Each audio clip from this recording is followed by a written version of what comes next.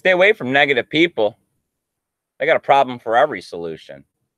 Hey, how's it going, man? Thanks for joining me for another episode of Bitcoin and Coffee. I'll be your host, Eugene Forrest. So what are we looking at today with these crazy cryptocurrency markets? I don't know. Let's go over here and see. I don't need to be looking at myself. And let's pull up coin market cap here. See what we got, because this is changing every minute. Hey, is that green? Oh, big plus right there. Man, I was hoping not to see red. I actually hadn't looked at this. Busy morning. Unfortunately, Samantha's not here to join us. She had to go off and see a doctor today. It sucks sometimes when you're not feeling well, especially when you need a little bit of medical attention to get you there. But medication is so heavily regulated here in the United States. The only way to get it is to go pay the doctor so they can write to the prescription for simple things that you need. So you guys overseas, you're real lucky on all that stuff. All right. So without Samantha being here, let's kind of get down to business and let's see what we're looking at. $6,437. That's up 0.7%. I mean, not the 6.7, not the 6.8. It's not the bull market running up to $20,000, but hey, it's green. It's not bad. We're not below $6,000. I'm not stressing it. No big deal. Still trying to make money with, my good old hands, like always, invested in cryptocurrency for the long haul. All right, what do we got with Ethereum? 446. That's up 1.8%. I mean, it's nice that they got a little bit more of a recovery considering how much they took more of a dip than, a few of the other altcoins yesterday. All right, we got XRP coming in at 45.2 cents. That's up 0.5%. Not bad there. Bitcoin Cash coming in at a little over $700 at 709. That's up 1.5%. EOS still suffering a bit. A lot of people are now starting to talk about a situation where maybe mainnet releases are going to be a downturn in the trend of a currency for the fact that it's pumped up a little bit. And then when the mainnet comes out, the hype is gone. It's going to take it a little while for some more buildup and momentum to get some of that news that everybody wants to, trade off of and all of that. Because, the real value in this stuff is coming from the trading, not necessarily the intelligent aspect of the long-term perspectives of this stuff. All right, let's see. What do we got? We got Litecoin. Hey, they're up 4.6%. Nice, not bad. Coming in at almost $80, $79.54. All right, Stellars and Cardano, 19.1 cents, 13.3 cents. Stellars looking like it's down 1.5%. Cardano up 2.2%. Not too bad. Let's get down here and see what we're doing with my Steam and Steam back dollar. Today I get my payout. Yes. Switch some of that over to Bitcoin. All right. Another 1.5% hit. That sucks. Coming in at $1.33. But hey, it's all right. I mean, I appreciate you guys coming over there and upvoting it. I love getting free Bitcoin towards my retirement. I mean, who can complain about that, right? All right, let's go up here and type in Steam back dollar because, that one's not really right here. Steam back dollar. See how our metrics is doing. $1.17 up 4.7%. I mean, they took a 20% hit yesterday. There's always going to be some sort of a bounce after that much, or you can generally expect there to be one. So $1.17, not bad. Still not all that inflated. So that's awesome. All right. Whoa. Looks like there's a lot of people going on here in the chat. I'll see what I can do about that in a moment. I told you guys Samantha's here for that. She really makes it easy. All right, so what are we looking at here for news on Bitcoin and coffee?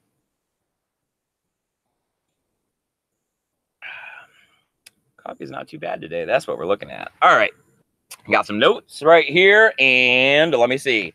Well, okay. I was thinking today we should talk about wallets. I mean, I got a lot of wallet news going on here. So, I mean, the biggest wallet news I got here is that my Ether wallet, if you had the Ola Chrome extension, they were in a hacked state for about 5 hours. So if you were using that, if you had money in that, you should go ahead and move it to a new wallet to make sure that it's safe. We heard people talking about different things last night and this morning about how even though cryptocurrency is coming down in price, you that the hacks are happening continuously and more frequently. So, I mean, really, what does that say about the true value of cryptocurrency, especially when we're looking at so many different wallets coming out? We're looking at Opera coming out with their web wallet. I mean, and we haven't seen anything like this before. And they're saying that it's because they know it's the next generation of internet to be able to have these web wallets built in. I mean, we got Ledger Live. It's going to have I haven't downloaded it yet. I'm looking to go do that later on today and start messing around with it. I've been busy. And like I said yesterday, you guys could have told I was in a big rush. But I mean, they're saying better support and the graphic user interface is supposed to be like tremendous. So that's what we want, right? Because everybody that is not really tech savvy or here for the advancement of this kind of technology, they want something easy to look at. You know, if you go pull someone off the street and you say, here, look at this, and it's the ledger interface, they're going to be like, what? I have to press all these little buttons on this device. So, I mean, this is a big plus. We're seeing custodianship happening for, you know, the hedge funds, credited investor. We're seeing Coinbase, and, you know, now that Goldman Sachs has bought Goldman Sachs Circle and Poloniex are all together to be able to start their own, you know, monstrosity over there to help us with cryptocurrency or help them get into cryptocurrency and the banks and all of that. I mean, but the big problem is that I was reading this other article, and it was talking about this lady in California who got arrested here at the Peak. And I mean, to me, she was on local Bitcoins. She was selling cryptocurrency for cash. She was trying to keep it anonymous. I mean, that's what we all want. And I mean, they were saying that because the amounts were so large that it was a problem. And then she was getting interacted with people that she didn't know, from what I read through the article, who were undercover, drug enforcement agencies, and they, were exchanging cryptocurrency for fiat cash in coffee shops and everything. And they ended up arresting her. You know, she just brought in like $300,000 in cash into a coffee shop. You know, that's a lot of money to me. And I would, feel completely uneasy about something like that. But you know, she went and did it. She got arrested for it. They're saying that this is money laundering. At least it looks like the charges weren't super bad, but she's losing a ton of money. They're keeping the money. They're keeping the Bitcoin. She's going to have to do, I don't remember what it was. It was on my phone. I was reading it. It wasn't too long in jail. I think it was a year or something. And then she was going to have to be on, like probation and all that other stuff they do. Not too bad, I guess, considering how hard they could have thrown the book at her. But at the same time, this is the stuff that we're talking about. You know, when the government's going to come in, they're going to be that chink in the chain, and they're going to want to slap people down for not following their rules when it comes to getting in and out of fiat cash, because they at least want their taxation on the situation. And they're going to start screaming money laundering and terrorism as the defense for why they're doing it. So the wallets are the kind of key to this. If you start holding wallets that, have all these know your customer laws, and people talk about stuff, like holding your stuff at Coinbase. They know who you are. You gave them your driver's license. You have to report this stuff. And it's that I don't want to see the future of cryptocurrency going down the road where the banks are kind of secretly pulling the strings in the background. So when they talk about monetary sovereignty and running your own nodes and having your own wallets, us as cryptocurrency, super enthusiasts, the advanced, the little more than the entry level, we need to start taking these steps so that we could, because it's like I've said before, it's a step-by-step process that you have to, first understand what cryptocurrency is. Then you have to stop holding it at Coinbase and get yourself a hardware wallet. But then still at the same time, you're relying on third parties to go ahead and validate these transactions. So you got to start running your own node at some point. And I mean, that's hardware, that's bandwidth. But at the same time, we have to give from ourselves in order to make this cryptocurrency work in the way that we want it to. Because, hey, I mean, the government, they can just print this money off and they can throw it at whatever project they want to shut us down, to shut these things down, to go ahead and control us through their financial system. I mean, ultimately, that's why I believe cryptocurrency is amazing, is that it's going to help us break free of these and make them come to our system and have to start operating in cryptocurrencies, which are deflationary, which are, we can see the transactions, we know what they're doing, and they're not just printing it out of nowhere for secret projects to do whatever the hell they feel like doing. All right. That was a big rant. Sorry, but it had me worked up a little bit this morning because I do believe in cryptocurrency so much, and seeing somebody going to jail, I mean, I don't know. She could have been on the downside of all of this. She could have known what she was doing. She could have been doing this to help avoid taxes and launder a little bit of money, but we all have certain feelings about the government and how it is. And of course, we all know that if we let them, they'd just walk right over us and they'd keep us broke, in my opinion. All right. So, I mean, we're also looking at the hack, the other one that we seen yesterday come out of Bancor. Once again, like I promised you guys, I was hearing people saying that the combination between the Bancor hack and the Ether wallet hack was the reason the price market was driven down. It's like, no, I'm just tired of FUD and all that other stuff. These hacks are pretty much happening every day, it seems like. It's just whether or not they're posted or it's a big enough hack for us to really know all of it. Or they're even telling us, you know, so but they're saying that this one might have been a little different than the other ones. This could have been a backdoor hack because they had backdoors built in. They were, you know, their coin is a little more centralized. This had been brought to the attention a few months back, apparently.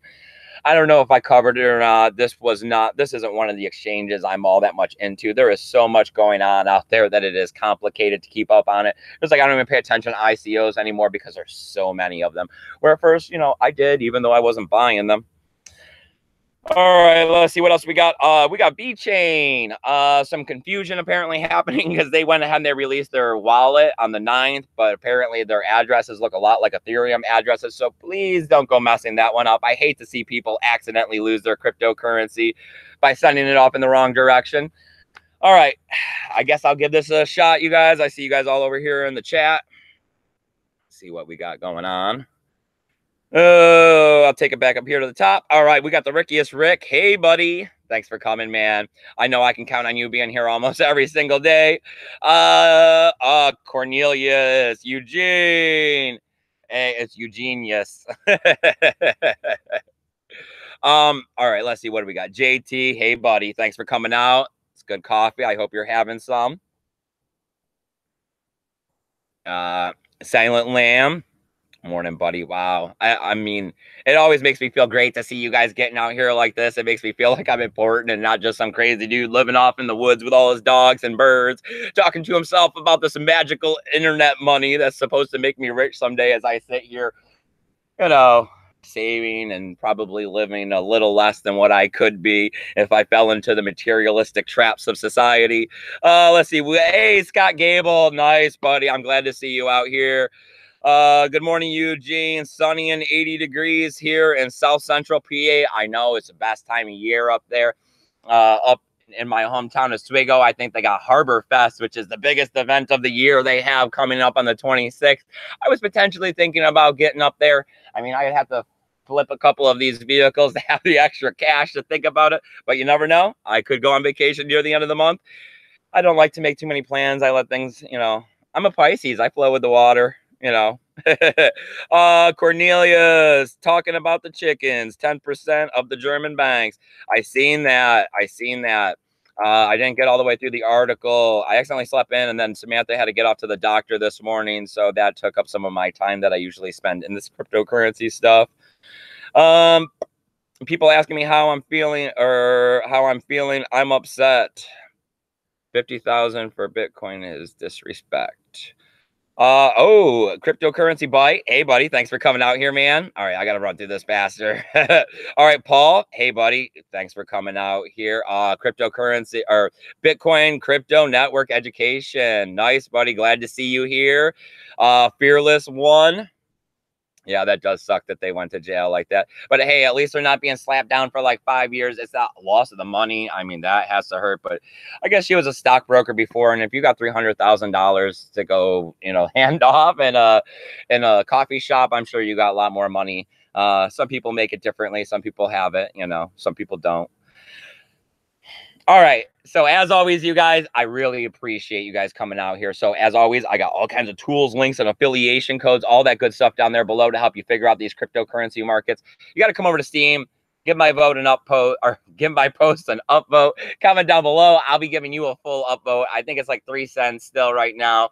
As always, you know, comment down below. Let me know what you're thinking. You got to shoot me those emails, though. It's eugeneforest20@gmail.com. You know, I try to provide a good service out here, and it's absolutely free. If you have trouble speaking English or whatever, I am open to the Google Hangouts. I have done a couple of them. Hey, it's actually not that bad. You know, it's kind of fun getting on there with some people. Most of the people I have done this so far were Spanish, so it was easy. Samantha can speak a little Spanish, so it was nice to have her translating. You know, this team effect is actually working pretty good. I'm able to get a lot more done with her helping in this, and it's nice to see her moving over towards the cryptocurrency side instead of constantly being like, Why are you wasting your time? But that's a side note. All right, donational addresses down below. All the good stuff, faucets, links, affiliation codes. Oh, wait, I think I did this already. All right, you guys, I'm going to let you go. You have a good one. Keep your BTC safe.